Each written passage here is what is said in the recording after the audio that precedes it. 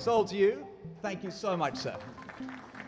We move on now, ladies and gentlemen, to lot number 38. In 2019, an art piece called The Persistence of Chaos went up for auction. The work was an innocuous-looking 2008 Windows laptop. However, housed within the computer were 6 of the most dangerous malware programs ever created. Together, they had caused over $95 billion in damage to the global economy. The work sold at auction for $1.3 million. Within the art world, this was nothing groundbreaking. But what's interesting about The Persistence of Chaos is that it isn't art, at least not exclusively. It was commissioned by Deep Instinct, a cybersecurity company, and as a piece of propaganda, it represents something new. You guys know Mischief, right? It's this company that does these crazy stunts. The company Mischief is heralding in a new era of contemporary culture. And look, the creative force behind The Persistence of Chaos is called Mischief. Since 2019, this group has been behind countless viral moments of cultural buzz, delivered in the form of drops they release every 2 weeks. The only consistent thing about these drops is that they consistently break the internet. Have you seen this one, the Big Red Boots? It's been all over Instagram, TikTok, Snapchat, you name it. Mischief is often referred to as an art collective, and a lot of what they do fits that definition. Would you buy this Andy Warhol drawing for just $250? Well, you won't actually know if you've gotten the original or one of the 999 replicas forged by a robotic arm. What is Mischief trying to say with this artwork? But a lot of Mischief's drops feel less like artistic expression and more like the commercial propaganda you'd expect to come from a creative agency. Remember when they made Lil Nas X Satan shoes with real human blood? how could I forget that? Nike is suing over Lil Nas X's polarizing Satan shoes collaboration. The sportswear giant filed a trademark infringement lawsuit against Mischief. Even if they're suing them to maintain appearances, the corporate world at large clearly sees the value of Mischief. But they are seemingly regarded as an enigma, not necessarily as a sign of things to come. I don't entirely get it, because they raised funding, but when you explain what they are, I'm like, does it make money? Not quite artists, not quite an agency. Even Mischief doesn't really know what exactly they are. Being a company kills the magic. We're trying to do stuff that the world can't even define. A major reason why even the CEO of Mischief struggles to truly define what they are is because we don't have a word for it yet. You can't get caught in the conforming, rote lockstep, which we call American society. Culture is the expression of our behaviors and beliefs, and propaganda exists to shift our behaviors and beliefs. Propaganda has always imitated culture, usually by co-opting the newest creative techniques of self-expression. I'd like to buy the world a home and furnish it with love. But this has always led to people beginning to see those techniques as bullshit, more tools of the salesman. So they become dated, and culture pushes forward with new ways to authentically express ourselves. I fucking love Gay Pride Weekend. It's a weekend that we can just celebrate whoever the fuck we love and no one giving a fuck. Increasingly, there's little to no separation between the creative expression of our beliefs and the manipulation of those beliefs by organizations. For the big Pride Parade, Lockheed Martin now have a float. The military industrial weapons manufacturers are like, yay, Lockheed Martin, we're gay. Brands are now culture, and this is propaganda.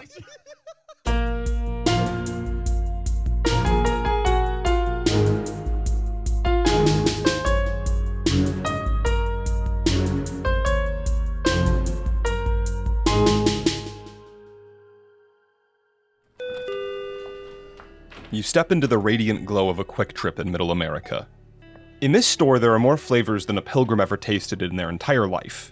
Countless variants of candy, cookies, sodas, energy drinks, but in one corner there's a section of beverages you wouldn't expect. The most plentiful resource on Earth, water. Each bottle uniquely branded, Dasani, Fiji, Voss. We all know it's just water with minimal difference in taste. We know this, but it does not matter. We all have a favorite, and we all experience the same twinge of discomfort when our favorite's not there. When they realized they could literally just bottle water and sell it to us, every megacorporation did. Water as a market was saturated, but it was saturated with a monoculture of brands that all look and feel the same. So 4 years ago, Liquid Death started a water company. Now they're valued at over $700 million. They did this by doing something deceptively simple. They asked, what if my water could kick your water's ass? I'm a professional actor. and I'm getting paid to tell you about a revolutionary new product. Conventional wisdom is that companies exist to solve an unmet need in the market, but there was no unmet need here. Nobody was clamoring for more water. There was, however, an unmet symbol of self-expression in the water category. Inside this very warehouse sits the entire inventory of liquid death mountain water. Each can is about to be infused with real demons by a real witch.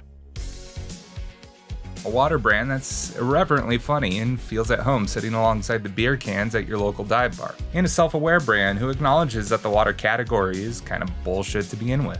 Every year, water is responsible for thousands and thousands of deaths. So please, don't fall for the marketing bullshit. Water is not yoga. Water is liquid death. Liquid Death Water's brand is everything traditional marketers would tell you shouldn't do to sell water, and that's exactly why it worked. It's no longer necessary to find an unmet functional need in the market to solve. Instead, start with the emotional need. Identify a new way for people to express themselves, and then take advantage of it. Hundreds of parents message us on social saying, "Thank you, Liquid Death, you finally got my 9-year-old excited to drink water instead of soda because he thinks he has something he's not supposed to have," just purely based on the brand. Liquid Death is one of many emerging proof points of a fundamental truth that corporate America is slow to adapt to. The propaganda is now the product.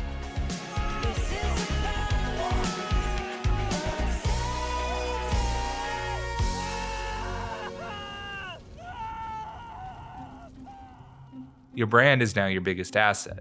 What your brand represents to consumers and how it reaches them is now more important than ever. Why is every single video on my For You page an ad? I don't need to see someone watching themselves taking out their earwax every 10 scrolls. In America, $300 billion a year is spent primarily interrupting people with ads they don't really want to see. This is Jules, VP of a ketchup company, about to use Grammarly to handle a PR issue. Paying for media is often necessary to even get in front of an audience, especially since social platforms intentionally restrict the organic spread of branded content now so they can just charge you for it instead. However, advertising might be the worst version of propaganda possible. A brand's propaganda no longer needs to hover at the periphery of culture, darting in to interrupt what you want to enjoy. It can simply be the thing you're enjoying. And increasingly, brands of all shapes and sizes are operating under the assumption that they also need to be media companies. The bigger your company, the wider the ecosystem. Maybe it's a newsletter, maybe it's a branded content series on YouTube, or limited merch drops. Or maybe it's a multi-million-dollar feature film. Hi, Barbie. Hi, Barbie. Hi, Barbie. In theaters, The Weekend belonged to Barbie. You will actively pay $12 to go watch a 2-hour piece of propaganda, the opening act of which is solely dedicated to communicating repeatedly to as many young girls and parents as possible the feminist values you're expressing when you buy a Barbie. Barbie has me speechless. Like, if you are a woman, you need to go and watch this. This is like my childhood dream. I love Barbie. Probably in my angsty teen years in the 90s, I would have gone on a diatribe about how Barbie is anti-feminist, but I think this movie turns that around. You do this because it's great art. It entertains you and provokes you. Not only is this much more effective than paying for ads that interrupt Saturday morning cartoons, it's more profitable. The movie, of course based on the famous plastic doll, took just 17 days from release to pass the $1 billion mark at the global box office. But unless you're Mattel or the Pentagon, you can't afford to make a major motion picture or television series. So where are the rest of us relegated to when it comes to creating propaganda that tells a good story? Do not sleep on Instagram. YouTube will see the most growth of any platform in 2020. TikTok has the most organic reach, more than any other platform. Social media platforms have become increasingly more media and less social. I'm doing a paid partnership with CeraVe, and Life can be really overwhelming sometimes if your every move is calculated and filtered. Luckily, I discovered the app Lemon8. Ice cream so good. It's not as much about connecting with old friends or making new ones. It's mostly these cultural superhighways that deliver us 3-hour live streams, 20-second reels, and memes with one too many layers of irony. These platforms are competing for cultural cachet in the form of views and followers. Out of this, the personal brand took on a new and more nuanced meaning. In order to have success on social media as a user and gain influencer status, you have to communicate a clear vision of what you stand for. If I follow you, what does it say about me? If you're like me, you want to be a better parent than maybe you had. Let me give you 5 or 6 different ways to do this. The moment Sprite's propaganda sat alongside your friend's makeup tutorial and your uncle's political rants, the final brick was laid in a century-long evolution. Social media is the ultimate tool for self-expression. It's a machine designed to learn who you are and curate a world that reflects what you desire. It's the perfect mirror. Then, it gives you easy methods to publish back out into the world, ways to manipulate how other people see you, to make your own propaganda. The end game of the human potential movement being co-opted by propaganda is that influencer is now frequently neck and neck with the likes of doctor, president, and astronaut when kids are asked what they want to be when they grow up. A lot of followers just follow me. 1 million followers! What? Yeah, baby. Oh my gosh, you're famous! The dream isn't just to express yourself, it's to monetize yourself. It's to literally become a brand.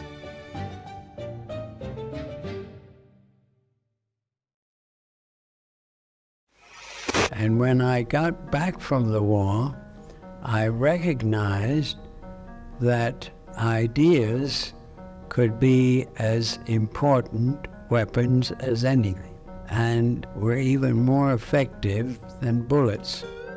It's been more than 100 years since 20th century figures like Edward Bernays found a better way to sell through the power of propaganda. With it came explosive economic prosperity for America. Through consumption and through identification with products and services, people will gain some identity. Through the mid-century, we started adopting consumption as a method for self-expression. Brands and products became a way to represent who we are to the world. I love Disney so much. But as we did that, the symbols that brands represent began to shape our social makeup too. We discover a new form of tribalism centered on our interests and our values. Fuck Bud Light and fuck Anheuser-Busch. This inevitably incentivizes brands to participate in social and political issues, and in turn, politics becomes flattened into symbols of identity without nuance or compromise. This perpetuates a massive cultural war. This is a ginned-up, made-up issue to divide this country. You talk about dividing this country? People grow weary of living in a world full of salesmen. We're conditioned to see sincerity as manipulation, so we're starved for authenticity. But authenticity becomes a farce, just another tool of the propagandists. And we will make America great again. And with the rise of social media, it's not just brands engaging in the performance. Everyone does. We cultivate our own personal brands, and in doing so, we end up embracing the techniques of the propagandists so that we can manipulate how the world sees us. The most desired career is to be an influencer, a monetized personal brand. And while they're looking for the mystery ticket, I want to tell you guys about my new snack company, Feastables, which is launching with 3 flavors: original, almond, and crunch. Crunch is my favorite. Effective propaganda has always imitated culture, but now culture is imitating propaganda. It's a mirror held up to another mirror. Propaganda exists to shift behaviors and beliefs, and culture is the expression of behaviors and beliefs. But if brands are now culture, and we're all brands, then everything is propaganda. Even you. Alright, this very privileged white boy has a hot take. This is gonna be a little series me and my mom are doing about how you can... I posted a black square that Tuesday that everybody was doing it. A lot of you guys only care about what's happening in Israel and Palestine because it's trendy. People are more vocal than ever and have stronger opinions than ever, but we don't really care that much. If we really cared, we wouldn't move on as soon as the next thing came along. Thousands of women are using 2 words on social media today. It's #MeToo. Remember Black Lives Matter? The group that was behind the Summer of Love protests back in 2020. I mean, it is really remarkable how fast public opinion changes. The far majority of people are at this point just saying, I don't care anymore. Their opinions, as genuine as they may be, are performances. They're symbols of expression.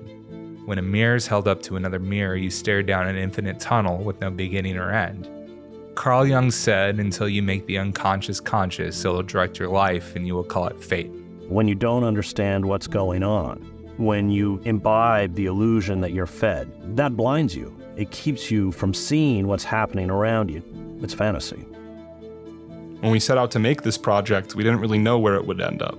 We knew we were observing something, the kind of thing that isn't likely to show up in your LinkedIn feed or get taught in a marketing class or shared at the center stage of Cannes. What's not recognized is that the role of the liberal intellectual establishment is to set very sharp bounds on how far you can go. Unpopular ideas can be silenced without any force. Propaganda is powerful, and as a concept, at least, we believe it's morally neutral. It's a tool, like a hammer. You can use it to build homes and schools and hospitals, or you can use it to beat someone's brains in on the side of the street. When we look back at Bernays giving an entire generation cancer, or Axe body spray turning women into sex objects using Dove's money, we say, damn, how did they let this happen? It's not because those people were evil. It's because they didn't care to ask these questions. Well, but you see, I never thought of it as power. I never treated it as power. While Edward Bernays was a bit problematic, he was right about one thing. In a complex and free society, propaganda is a necessity to navigate choice.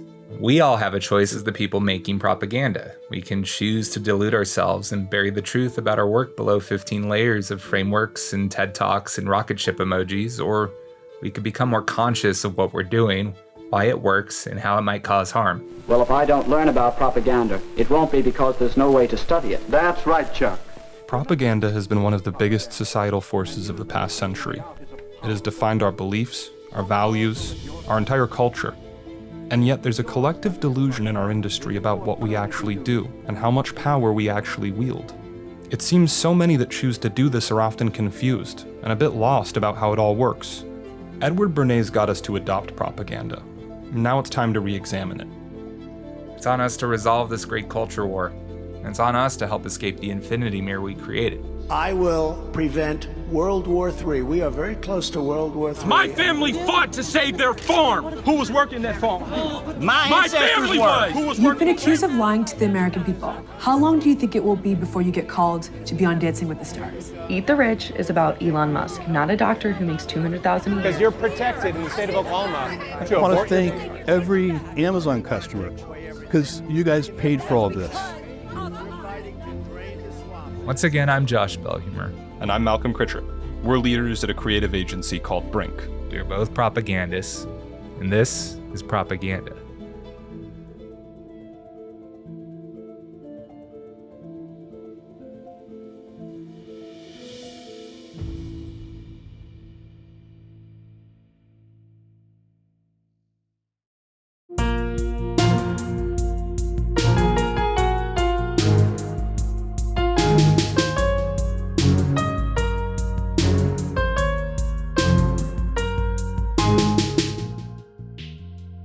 Now that we've explored how we got to where we are, where do we go next? We plan to hold regular conversations on the influence of propaganda, including inviting guests from across the world of business, politics, nonprofits, government, and academia. We hope to continue to inform, inspire, and enlighten ourselves and hopefully our audience.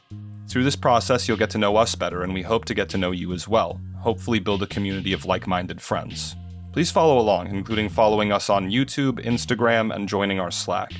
You can visit thisispropaganda.show to learn more.